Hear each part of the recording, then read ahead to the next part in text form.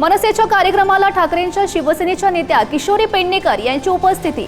संदीप देशपांडे आणि किशोरी पेडणेकर यांच्यामध्ये गप्पा, चर्चांना उधाण। राज ठाकरे आणि देवेंद्र फडणवीस यांच्या भेटीवरून संजय राऊत यांचा टोला। 2 दिवसात भेटीचं कारण महाराष्ट्राला समजेल, अविनाश जाधव यांचं सूचक विधान।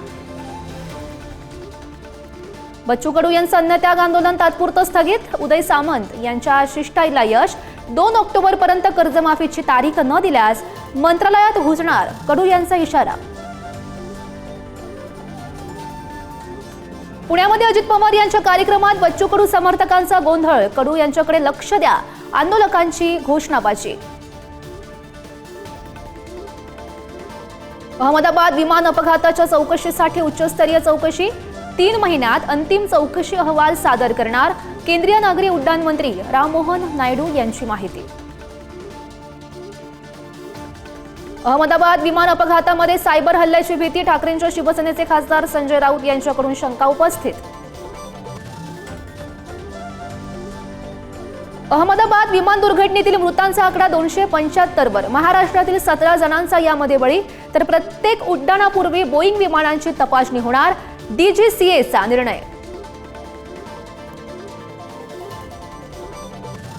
नैताळा गायरान जमीन घोटाळ्याची नाशिकचे जिल्हाधिकारी करणार चौकशी। पुढारी न्यूजचा दणका। भुजबळ बावनकुळेंनी घेतली बातमीची गंभीर दखल। आषाढी वारीसाठी मानाच्या 10 पालख्यांसोबत येणाऱ्या दिंड्यांना आता प्रतिदिंडी 20,000 अनुदान देण्यासाठी प्रशासकीय मंजुरी। राज्य सरकारकडून शासन निर्णय जारी। फोन करूनही रुग्णवाहिका मिळालीच नाही, बाळ आईच्या पोटातच दगावलं। मृत अर्भकाला प्लास्टिकच्या पिशवीत टाकून बापाचा एसटीनं 70 किलोमीटरचा प्रवास। पालघरच्या मोखाड्यातील मन हेलावून टाकणारी घटना। आरोग्य विभागानं सोयीप्रमाणे हात झटकले। पैठण MIDCतील केमिकल कंपनीमध्ये स्फोट। अग्निशमन दल घटनास्थळी दाखल।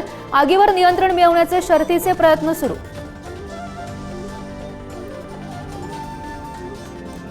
मणिपूरमध्ये 5 जिल्ह्यांमधून मोठा शस्त्रसाठा जप्त। भारतीय लष्कर आणि आसाम रायफल्स यांची धडक कारवाई। घातपाताचा कट उधळला।